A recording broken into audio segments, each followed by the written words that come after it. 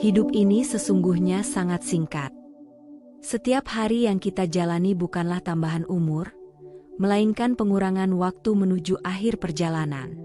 Buddha mengingatkan bahwa kematian adalah hal yang pasti, sementara kehidupan ini penuh dengan ketidakpastian. Kesadaran ini seharusnya membuat kita lebih berhati-hati dalam menggunakan waktu, tenaga, dan kesempatan yang diberikan dalam kehidupan ini. Seringkali manusia terlena, merasa masih memiliki banyak waktu, padahal setiap tarikan napas adalah langkah yang semakin mendekatkan kita pada kematian. Kita sibuk mengejar harta, jabatan, dan pujian, namun lupa bahwa semua itu tidak bisa dibawa ketika tubuh ini berhenti berfungsi. Hanya perbuatan baik yang akan menyertai perjalanan batin kita ke kehidupan selanjutnya. Oleh karena itu, penting bagi kita untuk tidak menyia-nyiakan kehidupan yang singkat ini. Dengan kesadaran penuh, kita bisa memilih jalan yang membawa pada kedamaian batin, kebijaksanaan, dan kebahagiaan sejati. Kesadaran tentang kefanaan hidup bukan untuk menakut-nakuti, melainkan agar kita hidup lebih bijaksana. Buddha mengajarkan perenungan tentang kematian sebagai cara untuk menumbuhkan kesungguhan dan ketekunan dalam berbuat kebajikan. Saat kita sadar bahwa hidup ini tidak panjang, maka kita akan lebih cepat menyadari hal-hal penting yang seharusnya tidak diabaikan. Dalam video kali ini, Rakit Tua akan membahas 6 hal yang harus cepat disadari dalam hidup. Mari kita telusuri pelajaran yang sangat berharga ini, dan tanpa berlama-lama ayo langsung saja kita mulai. Pertama, waktu tidak bisa diputar ulang. Waktu adalah sesuatu yang tidak bisa dibeli kembali, tidak bisa diputar ulang, dan tidak bisa ditukar dengan apapun. Dalam ajaran Buddha, hidup manusia digambarkan sangat singkat, bagaikan embun pagi yang lenyap ketika matahari terbit. Setiap tarikan napas sejatinya mengurangi jatah hidup kita di dunia ini. Menyadari hal ini seharusnya membuat kita lebih berhati-hati, agar tidak terjebak dalam kelalaian dan kesia-siaan. Buddha menegaskan dalam Dhammapada bahwa, hidup ini singkat, orang yang bijaksana tidak akan lalai. Pesan ini mengingatkan bahwa menunda kebaikan sama saja dengan mengundang penyesalan. Jika hari ini kita memiliki kesempatan untuk berbuat baik, mengapa harus menunggu besok? Kita tidak pernah tahu apakah esok masih menjadi milik kita. Keterlambatan dalam menanam kebajikan bisa menjadi kerugian besar, sebab waktu yang hilang tidak akan kembali. Sayangnya, banyak orang lebih memilih mengisi waktunya dengan hal-hal yang tidak memberi manfaat. Kita terlalu sibuk mengejar kesenangan duniawi, menunda meditasi, menunda belajar dhamma, bahkan menunda meminta maaf kepada orang yang kita sakiti. Padahal, setiap penundaan membuat kita semakin jauh dari kedamaian batin. Waktu yang terbuang untuk kebencian dan kesombongan hanya akan meninggalkan jejak penderitaan di masa depan. Kesadaran akan keterbatasan waktu bukan berarti kita harus hidup terburu-buru, melainkan hidup dengan penuh kewaspadaan.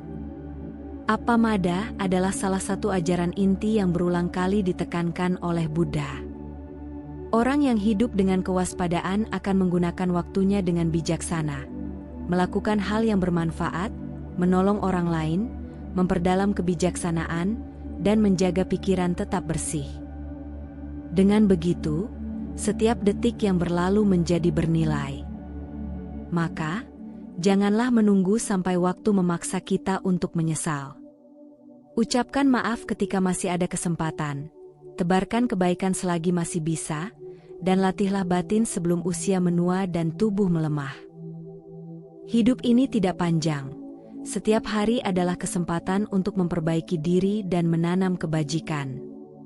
Ketika kita menyadari bahwa waktu tak bisa diputar ulang, maka setiap langkah kita akan lebih bermakna, setiap ucapan lebih berhati-hati, dan setiap pikiran lebih selaras dengan Dhamma.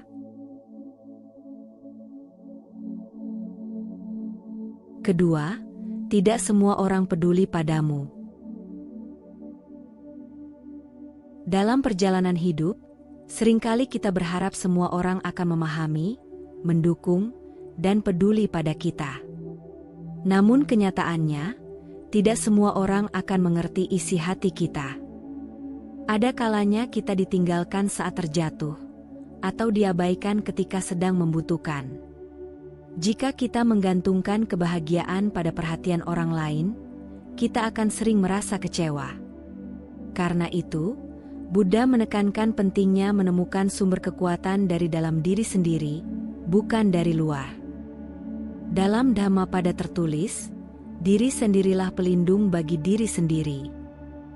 Artinya, kita tidak bisa terus-menerus menunggu orang lain untuk menolong, menyayangi, atau memahami kita. Kita sendiri yang harus berjuang menumbuhkan kebahagiaan melalui pikiran yang baik, ucapan yang benar, dan perbuatan yang bermanfaat. Dengan cara ini, kita akan lebih mandiri secara batin dan tidak mudah rapuh, meski tidak selalu mendapat perhatian dari orang lain.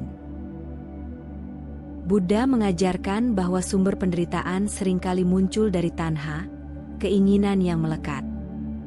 Salah satunya adalah keinginan untuk selalu dicintai, dipuji, dan diperhatikan. Saat harapan itu tidak terpenuhi, muncullah kekecewaan, kesedihan, bahkan kebencian. Maka, yang perlu kita latih adalah melepaskan keterikatan terhadap pengakuan orang lain. Dengan belajar menerima bahwa tidak semua orang peduli pada kita, hati kita justru akan lebih kuat dan lapang. Meski demikian, bukan berarti kita harus menjadi dingin atau menutup diri. Justru sebaliknya, ketika kita menyadari bahwa perhatian orang lain tidak bisa dijadikan sandaran, kita terdorong untuk lebih banyak memberi daripada menuntut. Kita belajar untuk peduli tanpa syarat, menolong tanpa berharap balasan, dan mencintai tanpa pamrih. Inilah bentuk kebajikan yang lebih murni, karena lahir dari hati yang bebas dari kelekatan. Ketahuilah, tidak semua orang akan peduli padamu, tetapi itu bukanlah masalah. Yang terpenting adalah bagaimana engkau peduli pada dirimu sendiri dengan menempuh jalan kebajikan, dan bagaimana engkau tetap menebarkan cinta kasih kepada semua makhluk, meski mereka tidak selalu membalasnya. Dengan cara ini, engkau tidak akan kehilangan arah meski berjalan sendiri, karena cahaya Dhamma akan selalu menjadi pelita yang menuntun langkahmu. Sebelum kita lanjut, jika apa yang Anda pahami dari video ini membawa manfaat, kami dengan rendah hati mengajak Anda untuk mendukung dengan memberikan like dan subscribe. Jangan lupa bagikan juga kepada sahabat, keluarga, dan orang yang Anda sayangi, agar semakin banyak yang mendapatkan inspirasi dari ajaran Buddha. Anda pun bisa meninggalkan komentar positif sebagai wujud semangat dalam menebarkan kebaikan. Bagi Anda yang ingin mendukung lebih jauh, silakan berlangganan atau memberikan donasi melalui saweria yang tercantum pada deskripsi video ini. Setiap dukungan Anda akan sangat berarti untuk terus menghadirkan Dhamma yang menyejukkan hati.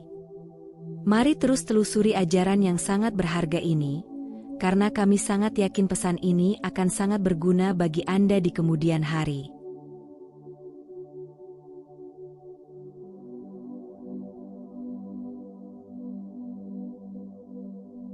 Ketiga, kesehatan adalah aset hidup termahal. Kesehatan seringkali baru kita sadari nilainya ketika tubuh mulai melemah. Banyak orang rela mengorbankan kesehatan demi mengejar harta atau kesenangan, lalu menyesal ketika sakit datang menghampiri. Padahal Buddha menegaskan dalam Dhammapada, kesehatan adalah keuntungan tertinggi.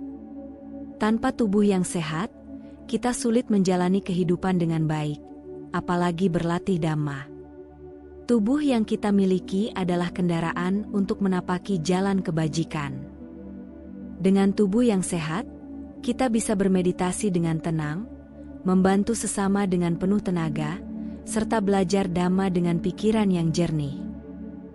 Namun, jika kesehatan diabaikan, tubuh ini akan menjadi penghalang. Penyakit bukan hanya melemahkan fisik, tetapi juga bisa membuat pikiran kacau, penuh keluh kesah, dan sulit untuk berlatih kesabaran maupun kebijaksanaan. Banyak orang salah menilai bahwa harta adalah aset terpenting, padahal harta bisa dicari, sedangkan kesehatan yang hilang tidak selalu bisa kembali. Berapa banyak orang kaya yang tidak bisa menikmati kekayaannya karena tubuhnya dipenuhi penyakit. Sebaliknya, orang yang sederhana tetapi sehat dapat hidup dengan penuh sukacita.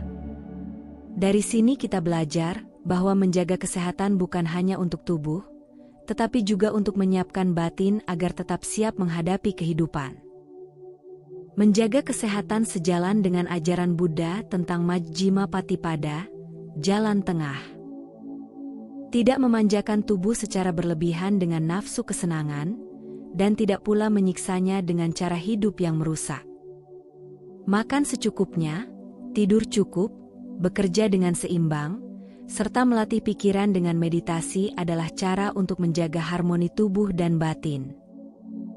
Saat tubuh sehat, batin pun lebih mudah dituntun menuju ketenangan. Maka, jangan menunggu sakit untuk menyadari betapa berharganya kesehatan. Gunakan tubuh yang masih kuat ini untuk menanam kebajikan, berbuat baik, dan mendalami dhamma.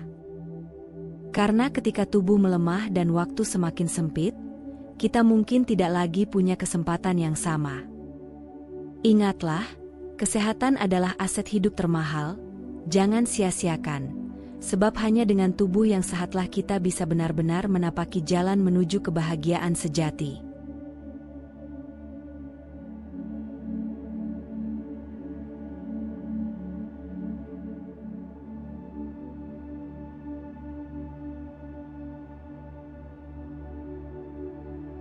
Keempat, uang itu penting tapi bukanlah segalanya.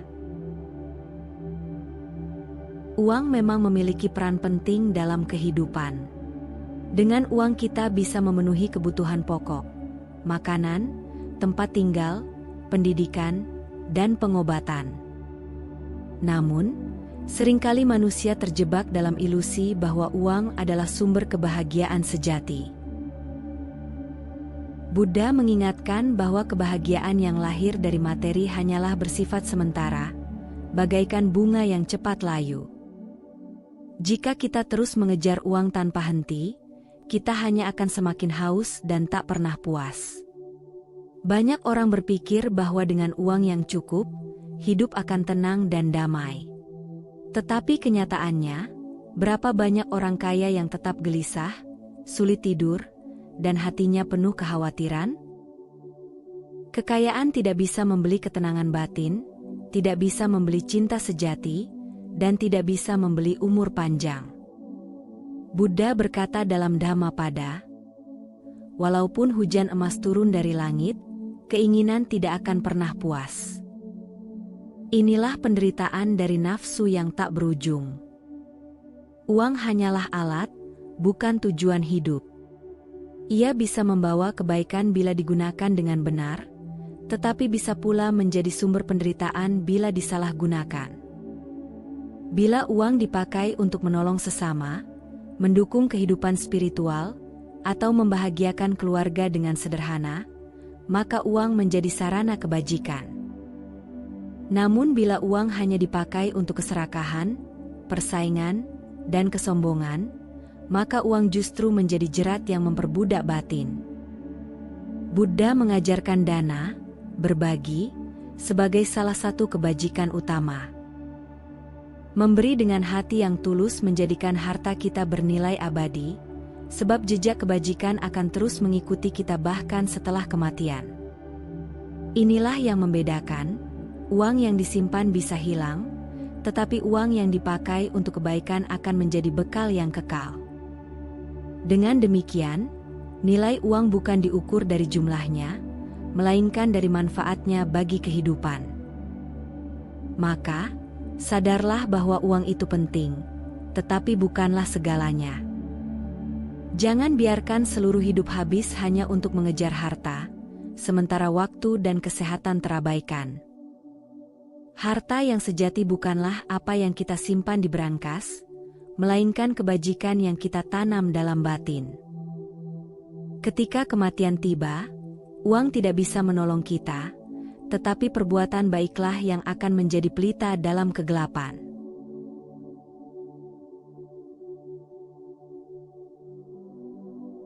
Kelima, sekelilingmu menentukan masa depanmu. Lingkungan tempat kita berada sangat memengaruhi jalan hidup kita.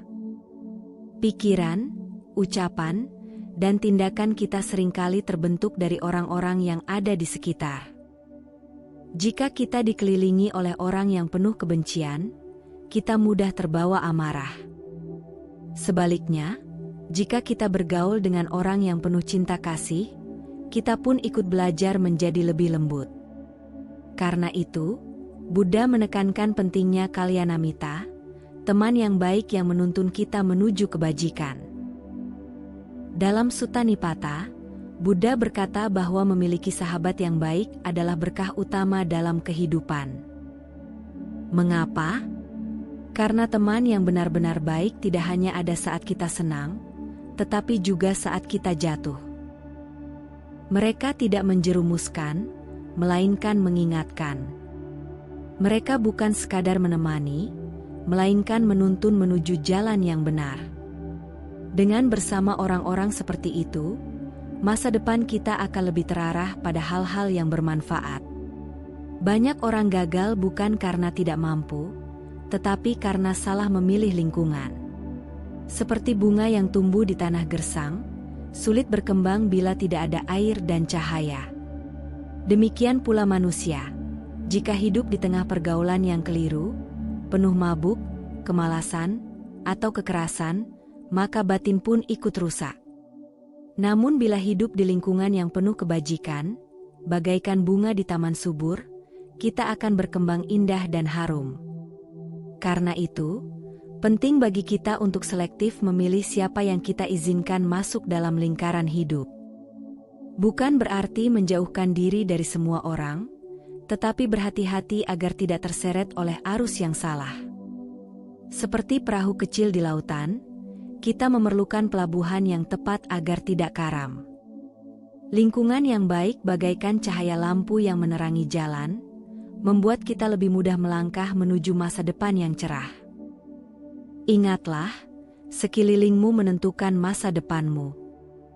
Jika engkau ingin damai, dekatilah mereka yang mencintai kedamaian.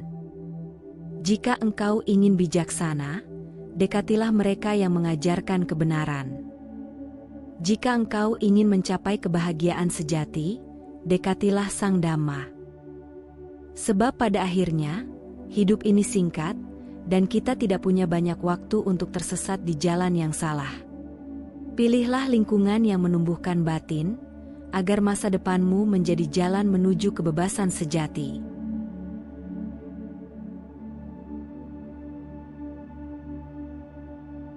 Keenam, hidup tidak selalu sesuai rencana. Kita semua memiliki rencana dalam hidup, belajar, bekerja, menikah, membangun keluarga, atau menggapai cita-cita. Namun, kenyataan seringkali tidak sejalan dengan apa yang kita harapkan. Terkadang usaha kita tidak membuahkan hasil, atau justru hasilnya berbeda sama sekali dari yang kita bayangkan. Inilah ajaran anicca, ketidakkekalan, segala sesuatu senantiasa berubah dan tidak ada yang bisa kita kendalikan sepenuhnya. Buddha mengajarkan bahwa penderitaan muncul karena keterikatan pada harapan yang kaku. Semakin kita menuntut agar segalanya sesuai keinginan, semakin besar kekecewaan ketika kenyataan tidak berpihak. Sebaliknya, bila kita belajar menerima perubahan dengan hati lapang, kita tidak mudah hancur oleh kegagalan. Fleksibilitas batin adalah kunci untuk tetap tenang di tengah badai kehidupan. Perumpamaannya seperti seorang nelayan yang berlayar di laut. Ia sudah menyiapkan jaring, perahu, dan segala perlengkapan. Namun, Ia tidak bisa mengendalikan arah angin atau banyaknya ikan. Yang bisa ia lakukan hanyalah berusaha dengan sebaik-baiknya, lalu menerima hasilnya dengan lapang dada. Demikian pula hidup kita. Rencana boleh disusun, usaha harus dijalankan, tetapi hasil akhirnya sering berada di luar kendali. Bila kita bisa memandang hidup dengan cara ini, setiap perubahan bukan lagi musibah, melainkan pelajaran. Kegagalan mengajarkan ketabahan, kehilangan melatih keikhlasan, dan hambatan menumbuhkan kebijaksanaan. Seperti air yang mengalir, kita belajar untuk mengikuti alurnya tanpa kehilangan arah. Dalam ajaran Buddha, sikap ini disebut upekha, keseimbangan batin, yang membuat kita tidak goyah menghadapi suka dan duka. Maka, janganlah terlalu terpaku pada rencana yang kita buat. Lakukan usaha terbaik, tetapi bersiaplah menerima kenyataan dengan hati terbuka. Ingatlah, hidup tidak selalu sesuai rencana, tetapi selalu memberi kita pelajaran. Jika kita menjalaninya dengan penuh kesadaran, maka setiap perubahan, baik atau buruk, akan menjadi langkah maju menuju kebijaksanaan dan pembebasan. Hidup ini ibarat perjalanan singkat menuju pintu kematian. Setiap langkah mendekatkan kita pada akhir yang pasti. Menyadari hal ini bukanlah untuk membuat kita putus asa, melainkan agar kita hidup lebih sadar, lebih peduli, dan lebih bijaksana. Kesadaran akan kematian justru bisa menjadi motivasi untuk tidak membuang waktu dengan sia-sia. Bila kita menyadari 6 hal penting dalam hidup ini, kita akan lebih mudah menata arah hidup. Kita tidak akan terjebak pada hal-hal sepele, tidak menguras tenaga untuk mencari perhatian, dan tidak terikat pada hal-hal yang cepat berubah. Sebaliknya, kita akan lebih fokus menanam kebajikan yang bermanfaat bagi diri sendiri dan orang lain. Kehidupan yang singkat ini sebaiknya diisi dengan perbuatan baik, ucapan yang benar, dan pikiran yang jernih. Sehingga saat ajal tiba, kita tidak menyesal, sebab telah mengisi hidup dengan hal-hal yang bermakna. Buddha berkata, lebih baik hidup 1 hari dengan penuh kebijaksanaan dan ketenangan, daripada 100 tahun tanpa kebijaksanaan. Mari kita jalani hidup dengan penuh kesadaran, menjaga kesehatan, menggunakan waktu sebaik-baiknya, bergaul dengan teman yang bijak, dan belajar menerima ketidakkekalan. Dengan demikian, perjalanan singkat menuju kematian akan menjadi perjalanan yang bermakna, membekas indah, dan meninggalkan jejak kebajikan yang tak akan hilang. Jika video ini bermanfaat, jangan lupa dukung kami dengan cara berikan like dan subscribe, bagikan kepada teman dan orang yang kamu sayangi, dan jangan lupa tinggalkan komentar yang positif. Anda juga bisa berlangganan untuk mendukung kami, atau berdonasi melalui saweria yang tercantum pada deskripsi video ini. Cukup sampai di sini dulu video kali ini. Mari bersama Rakit Tua, membina diri di jalan Buddha dan semoga semua makhluk hidup berbahagia.